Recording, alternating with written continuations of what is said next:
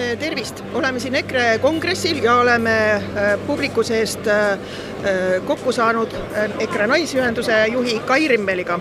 Ja Kai Rimmel korraldas just hiljuti siin naisühenduse koosoleku ja te andsite välja ka sõnumid, mis peaksid eelkõige naisi puudutama.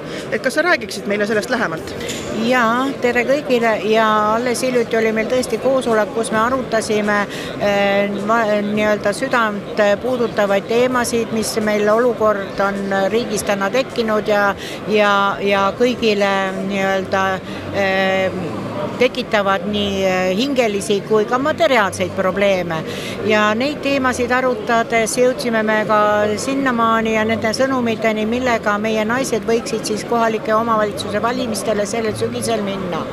Üldse meie naisühendus on ellu kutsutud selleks, et anda naistele võimalus olla aktiivsed poliitikas, julgustada neid seda tegema ja see on paari aasta jooksul kandnud ka vilja, sest väga paljudes maakondades volikogudes on meie naised liikmed ja ka on meil ju olemas volikogu esimehed, nii et ma usun, et naised on selle omaks võtnud ja ei pelga sõna sekka öelda, et see on ainult meeste teema.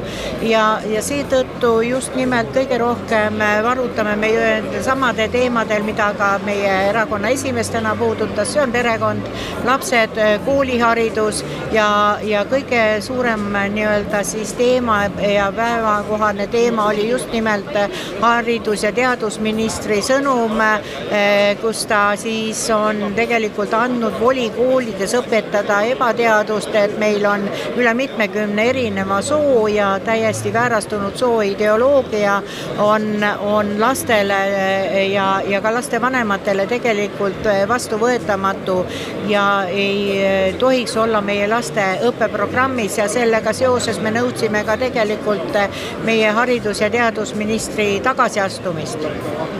Selge. Ma saan aru, et sõnumid on teil kõik paigas, aga näiteks, et kas naisühendus ootab ka uusi liikmeid enda sekka? Jaa, me ei ole kedagi sundinud naisühendusega liituma ja meiega võivad meiega koostööd teha ju kõik meie naised ja seda me ka teeme, kui me käime rahvakohtumistel üle Eesti erinevates maakondades, siis saavad meiega koostöös olla ja oma sõnumit edastada ka need naised, kes ei ole ametlikult naisühenduse liikmeks astunud. Aga loomulikult see annab selles mõttes väikese eelise, et annab võimaluse ka aeg-ajalt kodustest toimetustest ennast välja raputada, tulla naisühenduse koosolekule ja arutada maailma siis neid valupunkte. Ja siinkohal ma muidugi tahan ütelda seda, mida meie käest ka viimasel raadiointervjuus küsiti, et mis te seal siis teete, et kas koote sukka?